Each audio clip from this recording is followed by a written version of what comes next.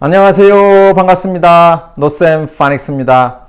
오늘은 지금까지 강의한 1강부터 31강까지를 한번 총 정리하는 그런 시간을 한번 가져볼 거고, 그 다음에 1강부터 31강까지의 내용을 간략하게 이렇게 한 A4 용지 하나로 정리한 게 있습니다. 그래서 이걸 어떻게 활용하는 건지, 그 다음에 이 내용 중에 그 일부 수정해야 될 부분이 있는데 그 내용은 어떤 건지에 대해서 간략하게 말씀을 드리겠습니다. 그리고 운영 방법에 대해서도 첨가해서 말씀을 드리겠습니다. 그러면 첫 강의에서도 말씀을 드렸다시피 파닉스를 배우는 목적은 영어를 처음 접하는 초등학생부터 그 다음에 뭐 중학생, 그 다음에 단어를 잘 읽지를 못한다거나 특히 그 다음에 암기하는 게 좀 많이 어려워하는 그런 학생들한테 유용하게 쓸 수 있는 게 파닉스 법칙입니다. 그래서 이 파닉스 법칙이 나와 있는 1번부터 31번까지 그 법칙을 완전히 외웠다고 해서, 그리고 체화됐다고 해서 영어의 100%까지 다 담당하는 거는 아니고요. 보통 영어 단어의 70에서 80%까지의 단어를 쉽게, 어떤 단어든지 여기 걸리는 거는 딱 보면은 바로바로 읽을 수 있고, 그 다음에 들으면은 저건 발음이 어떻게 되니까 스펠링이 어떻게 돌아가는구나 라는 거를 알 수가 있습니다. 그래서 듣기와고도 그대로 연관이 되는 부분입니다. 그래서 파닉스가 굉장히 유용하죠. 그래서 아까 말씀드린 대로 파닉스 법칙을 암기하는 것보다 반드시 뭐를 해야 되냐면 체화를 하셔야 된다. 이게 중요한 문제입니다. 그래서 저도 그 파닉스를 암기만 하면은 충분히 알겠지 하고 숱하게 많이 훈련을 시켜봤는데요. 나중에 가면은 체화가 안 되면 많은 부분을 속된 말로 까먹습니다. 그래서 원상태로, 즉 단어를 무조건 막 외우는 거, 파닉스 법칙대로 하는 게 아니고 그런 거를 많이 목격하다 보니까 이렇게 하면 좀 효과가 떨어지는구나 하는 그런 거를 느꼈고, 그래서 반드시 체화가 먼저 돼야 되는데 그럼 체화를 그럼 어떻게 시킬까, 이거에 대해서 고민을 하다 보니까 나름대로 제 나름대로의 경험이 있어서 그거를 같이 이렇게 공유하는 시간을 갖게 되었습니다. 그래서 파닉스 배우는 게 제 생각으로는 상당히 중요한 문제라고 생각합니다. 그 다음에 지금까지 그 정리했던 내용, 이거를 간략하게 그 수정해야 될 부분, 그 다음에 어떻게 활용하는지에 대해서 말씀을 드리겠습니다. 이거는 더보기란에 있으니까 다운받으셔서 저랑 같이 공부하시면은 훨씬 좀 유익한 시간을 갖지 않을까 이렇게 생각을 합니다. 제가 볼 때는 이제 제 경험을 말씀드리니까 여기서 써 있는 1번부터 11번까지가 굉장히 중요합니다. 이거가 암기가 되고 체화가 되면 그 이후로 이루어지는 법칙들은 정말로 쉽게 할 수가 있습니다. 그거를 느꼈고 그걸 한번 또 같이 한번 나누어 보겠습니다. 1번부터 11번까지는 뭐냐면 장모음입니다. 여기가 장모음, 여기는 알파벳부터 시작해서 장모음까지 여기가 중요하고, 그 다음에 조금 더 디테일하게 구체적으로 하루에 1일 하루에 1번을 여기 나와 있는 대로 노트에다 쓰고 암기하고 그 다음에는 이 일로 넘어갑니다.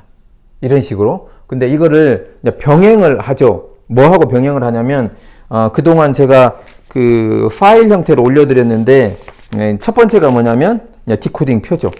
A의 비브, C드, D드, Z드 이게 1번인데 이것과 병행을 합니다.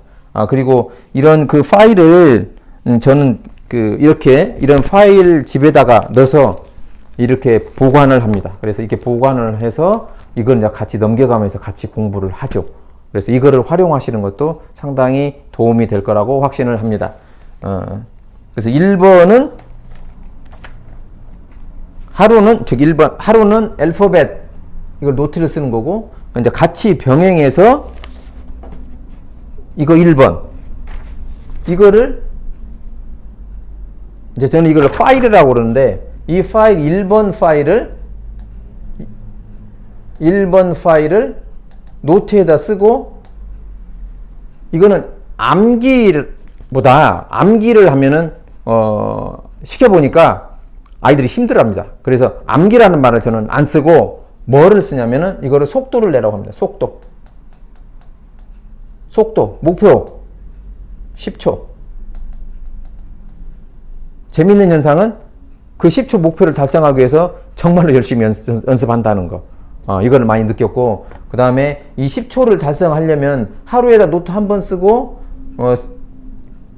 읽는 거를, 10초 달성하기 위해서 읽는 거는 저는 개인적으로 6번을 시킵니다. 6번을 시키는데, 이 6번 할 때마다 첫 번째 읽을 때는 예를 들어서 1분, 두 번째는 이렇게 줄어듭니다. 맨 마지막쯤 가면 한 40초. 이렇게 줄어듭니다. 그래서 하루에 이거를 10초 만에 달성하는 수는 없고, 보통 이게 며칠 가냐면 보통 한 일주일 가는 것 같습니다. 7일. 이게 7일을 가는데, 이게 여기서는 하루에 하나씩은 거의 나갑니다. 암기하는 거기 때문에. 길어봐야 한 하루 이틀? 이게 먼저 나가죠. 이게 먼저 나가고, 이건 나중에 따라오는 형국이 됩니다. 나중에는. 그래서 이게 먼저 나가기 때문에 이거 할 때 이해를 훨씬 더 빠르게 하는 것 같습니다. 제 경험은. 그래서 이거를 다 끝나고 나면 또다시 보통 저는 3회에서 5회 반복을 합니다. 그러면 거의 다 이제 암기하는 걸 좀 쉬워하는 것 같습니다. 뭐 아이에 따라서 다를 수는 있는데, 이제 그거는 이제 케이스 바이 케이스니까. 어쨌든 이걸 한 3바퀴에서 5바퀴 정도 계속 돌고, 근데 그 대신에 이거는 계속 내려가죠. 이게 이제 몇 번까지 내려가냐면 10번까지. 페이지 수로는 10페이지입니다. 10페이지가 장모음이 끝납니다. 여기에서 10페이지까지 계속 나가는데, 저는 이제 개인적으로 어떻게 했냐면, 이게 목표가 여기는 암기가 아니라고 그랬죠. 뭐냐면은 속도입니다. 속도. 여기는 암기. 속도는 예를 들어서 각 파트마다 속도가 그동안 계속 말씀드렸으니까 보시면 되는데, 여기는 10초, 나머지는 목표가 30초. 30초 정도 하면 거의 좀 체화가 됐다, 이렇게 저는 판단을 하고, 그 다음에 10페이지가 끝나면 그 다음에 이제 11페이지, 12페이지 이런 식으로 넘어가기 시작합니다. 그래서 이게 30초 만에 되면 그 아이마다 좀 다르지만 가는 와중에 단모음 정도 끝나고 장모음 처음 딱 들어갔을 때, 이제 한글 디코딩을 하니까 어떻게 되는구나 하는 거를 대부분 아이들은 다 이거는 감을 잡습니다. 감을 잡고 쉽게 하죠. 그래서 나오는 현상은 뭐냐면, 영어로 이렇게 읽는구나 라는 걸 알죠. 그래서 파닉스 체화하는 게 그렇게 어렵지는 않습니다. 단 좀 지루하죠.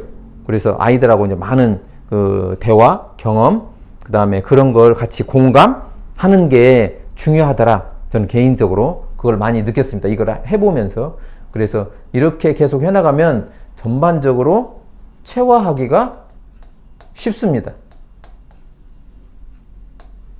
체화하기가 쉽고, 제 경험으로는 고학년, 초등학교 5학년, 6학년, 그 중학교 1학년까지도 해봤는데, 걔네들이 훨씬 더 이거를 빨리 소화하고, 이해력이 있으니까 빨리 소화하고 이 효과를 빨리 느끼더라. 이거를 또 많이 또 경험을 해봤고, 그래서 이 파일이 굉장히 중요하고, 또 아까 제2, 제3 자꾸 강조드리는데, 한글 디코딩 하는 게 아이들 입장에서는 정말로 쉬워하고 재밌어 하더라. 제 경험담은 그렇습니다. 그래서 잘 활용하시면 도움이 많이 되리라고 보고, 그 다음에 이 파닉스 규칙 중에 좀 수정을 해야 될 부분이 있습니다. 왜냐하면 한글 타자로 안 되기 때문에 어쩔 수 없이 쓴 부분이 있습니다. 그거를 제가 설명을 드리겠습니다. 예를 들어서 13번에 뭐가 나오냐면, 기타 부분에 NGE 부분을 저는 뭐라고 쓰냐면은 니은, 그래서 즈 이렇게 써 있는데, 이게 아니고, 이게 주가 한글로 타자가 안 쳐지기 때문에 제가 원했던 건 뭐냐면 이렇게 쓰기를 원했죠. 그 다음에 이거는 발음 기호상으로는 이렇게 되죠. NG가 아니라 이것도 니은지가 아니라 N도 니은 이게 아니고 그리고 그 바로 뒤에 있는 DG DG도 마찬가지. 주가 아니라 G. 이거를 저는 쓰기를 원했죠. 자, 그래서 이렇게 수정을 하셔서 활용을 하시면은 도움이 될 것 같습니다. 그 다음에 15번. 15번에 뭐가 있냐면은 SH. SH는 수로 되어 있는데 제가 원한 거는 쉬. 이거 발음 기울은 이거죠. 그 다음에 CH. 여기는 추로 되어 있는데 제가 원한 거는 치. 이거고 발음 기울은 이거죠. 그 다음에 PH도 한글로는 피읍 발음, 이 발음밖에 없는데 이거는 PH는 무슨 발음이 나오냐면 F 발음이 나온다는 것. 그 다음에 WH. WH는 여기는 우로 되어 있는데 제가 원했던 거는 이게 점점점점. 이거를 원했죠. 이거를 여기다가 추가를 하시면 도움이 되려고 봅니다. 그 다음에 17번. 17번에 이거 한글로 니을 앞에 이게 물결 모양. 이거는 R 사운드. R 사운드가 똑같습니다. 근데 이게 뭐하고 이제 헷갈리냐면 L 하는 니을.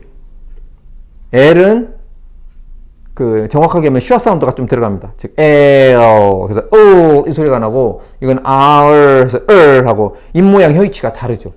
다르기 때문에 이렇게 하고 근데 초창기 때 제가 썼던 방법은 R 사운드 표현했던 방법은 예를 들어서 R, E, D를 한글로 디코딩하면 뭐하고 좀 비슷하냐면 red 이렇게 표현하는 거야. 그래서 이렇게 했는데 이 단어 처음에 오면은 좀 비슷하게 가서 좀 도움이 되는데 문제는 뭐냐면 단어 끝에 나오는 R 사운드 예를 들어서 teacher 이거를 디코딩 할 때 이거를 teachers 이 소리 해야 되는데 이게 안 되더라는 거죠. 그래서 일관성이 좀 떨어진다. 그래서 저는 이거를 수정을 했습니다. 고민하다가 이렇게 표시를 하고 발음할 때는 이렇게 표시를 해라. 이제 이렇게 하다 보니까 이 물결 표시가 들어가면 이제 R 사운드라는 걸 이제 알기 때문에 조금 좀 쉽게 따라오는 걸 느꼈습니다. 그 다음에 18번에 나와 있는 주도 마찬가지로 여기하고 똑같이 이 표시라는 것. 그 다음에 이제 20번. 20번도 제가 말씀을 계속 드렸는데 뭐냐면 AU 그 다음에 AW 한글로는 이 방법밖에 없는데 이거는 아니라는 것. 왜냐면 이거 이제 발음 기호로 보면 이건데 이 발음이 나오는데 우리나라 발음이 오하고 아 사운드의 중간 이 발음이라는 것. 그 다음에 EU, EW도 한글로 표시할 수 있는 방법은 이거 모음이죠. 모음인데 영어는 발음 기호로 보면 이렇게 되어 있습니다. 그래서 이거를 한글로 표시할 수 있는 방법은 없다고 보는 게 맞죠. 그래서 발음하는 방법은 나중에 이제 Y 발음에서 말씀드리겠지만 이유죠. 이유. 두 가지가 붙여가지고 이렇게 발음하는 거죠. 예를 들어서 YES yes 하듯이 그런 좀 다릅니다 이게. 그래서 좀 난해하죠. 그래서 깊이 있게 막 발음을 가르치면 많이 힘들어하는 부분은 있습니다. 그래서 이제 조금 좀 신중을 기할 필요가 있지 않나 이제 이런 생각을 해보고 그 다음에 32번에 SI하고 SU가 있는데 이거는 이렇게 표시할 수밖에 없는데 이 표시는 여기서 이 표현 또 다릅니다. 여기에서 아까 여기 있죠. 여기에서 했던 저견은 하고 이거하고는 뭐가 다르냐면 저기에 할 때 발음 기호는 뭐냐면 이겁니다. 이 발음 기호고 여기에서 발음 기호는 뭐냐면 이겁니다. 차이점은 뭐냐면 이거는 혀가 천장에 닿습니다. 그래서 이렇게 표시하고 이거는 혀가 천장에 닿지 않습니다. 그래서 한글로 표시할 수 있는 방법은 없습니다. 없는데 비슷해서 여기하고 비슷하기 때문에 그 혀 천장에가 닿으면 안 된다. 그래서 단어로는 pleasure, measure, Asia. 이게 단어, 한 단어만 하면 sure인데, 이거 단어의 다른 음절에 붙어서 발음할 때는 이 발음으로 갑니다. 그래서 pleasure. 이렇게 발음을 해야 된다는 거. 근데 너무 그 초등학교 학생들한테 어렵기 때문에 이거는 좀 뺐습니다. 빼고 나중에 이제 중학교 학생들한테는 좀 가르쳐 주는데 이 파트가 있다는 것. 그 다음에 이 주가 앞에 나와 있는 저거하고는 다른 이거라는 것. 그 다음에 이제 마지막으로 33번. 제가 가장 어려웠었고 표시할 수 있는 방법을 결국은 이렇게 표시했다는 거. 근데 표시는 이렇게 하고 Y 발음을 자음 Y 발음, 자음 Y 발음이 이거죠. 표시는 이렇게 하고 읽을 때는 이야 이렇게 읽어라. 표시는 이렇게 한다. 그래서 이런 표시가 되면 아 이거는 이해라고 있는구나 이렇게 자꾸 이제 인식을 시킬 필요가 있죠. 그래서 그 아까 여기도 방금 써있지만 이런 거 우리나라 발음에 yes라고 하는데 이게 yes가 아니라는 거. yes지. 즉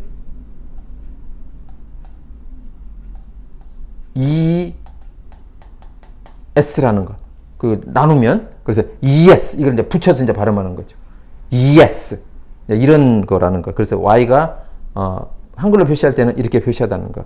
그래서 제가 가장 개인적으로 하다가 힘들었던 부분이 뭐였냐면 강의 도중에 계속 말씀드렸지만 한글을 디코딩하는 걸 굳이 해야 되느냐 아니면 발음 끼워 가지고 해야 되느냐 발음을 가르쳐 주면서 이걸 가지고 굉장히 고민을 많이 했는데 제 결론은 한글을 동원해서 하다 보니까 초등학교 학생들이 영어를 접하는데 굉장히 쉽게 접하더라. 이런 나름대로 제 결론은 그렇게 맺어서 한글 디코딩을 본격적으로 시작하고 지도하다 보니까 훨씬 더 아이들 입장에서는 빨리 익숙하게 접하더라. 단 이제 조심스러운 거는 가르치는 선생님이 이 발음에 대해서 좀 정확하게 좀 어느 정도 아실 필요가 있다. 왜냐하면 수정을 해줘야 되기 때문에 그런 부분은 있습니다.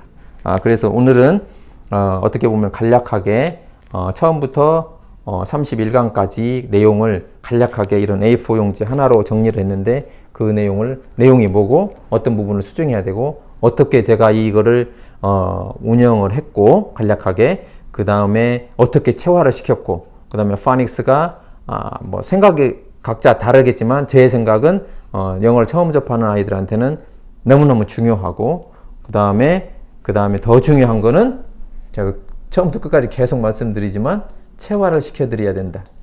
이 체화를 기준으로 해서 항상 생각을 해주셔야 되고 체화는 간단하게 해서 속도입니다.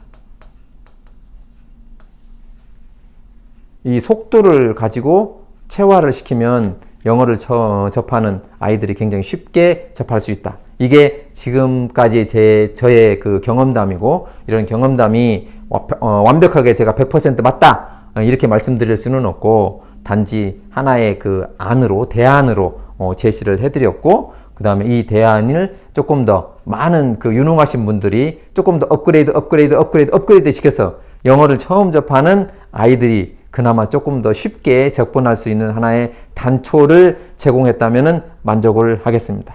그동안 시청해 주신 많은 분들께 감사의 말씀을 드리고 도움이 되셨다면 구독과 좋아요 부탁드리겠습니다. 고맙습니다.